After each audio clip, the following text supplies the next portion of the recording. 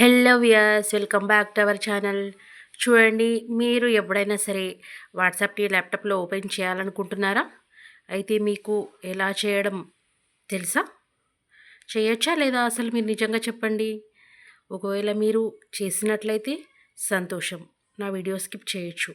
ఒకవేళ మీరు చేయనట్లయితే ఎలా చేయాలో, మనం ఎలా వాడుకోవాలనేది నేను ఇప్పుడు వీడియోలో చెప్తాను. చూడండి, నేను నా ల్యాప్టాప్లో వాట్సాప్ అనేది డౌన్లోడ్ చేసుకున్నాను. ముందుగా వాట్సాప్ యాప్ని చూడండి, మీకు కనిపిస్తుంది కదా ఇక్కడ వాట్సాప్ అని. తర్వాత నేను ఇప్పుడు దాన్ని క్లిక్ చేస్తున్నాను. చూడండి,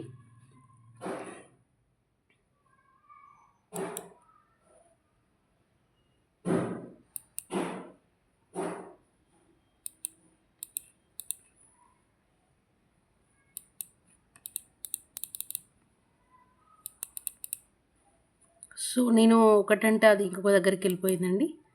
1 minute, sorry for the late. ఇక్కడ చూడండి, నేను ఇప్పుడు ఓపెన్ చేస్తున్నాను. అయితే ఇక్కడ నాకు ల్యాప్టాప్లో వాట్సాప్ ఓపెన్ అయింది. అయితే ఇప్పుడు నేను ఏం చేశానంటే ఆ,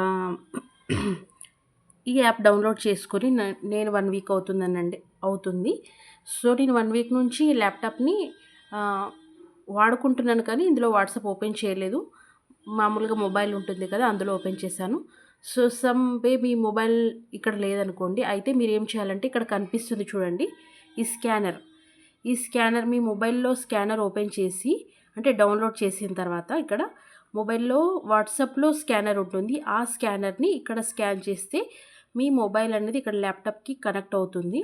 అప్పుడు మీరు ఈ ల్యాప్టాప్లో మీ వీడియోస్ మరియు మీ వాట్సాప్కి సంబంధించిన కంటెంట్ కానీ, ఇంకా మెసేజెస్ కానీ అన్నీ కూడా ఇక్కడ చూసుకోవచ్చు.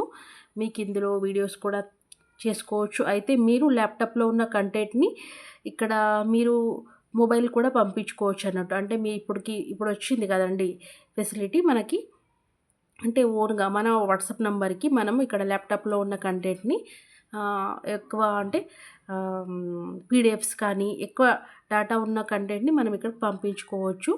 సో మీకు అర్థమైంది కదండి ఎలా చేయాలనేది. ఈ స్కానర్ కరెక్ట్గా వాట్సాప్లో స్కానర్ ఓపెన్ చేసి ఆ స్కానర్ని ఇక్కడ స్కాన్ చేసేస్తే సరిపోతుంది. ఓకే ఫ్రెండ్స్, నేను చెప్పిన వీడియో మీకు ఉపయోగపడుతుందని అనుకుంటున్నాను. Bye bye.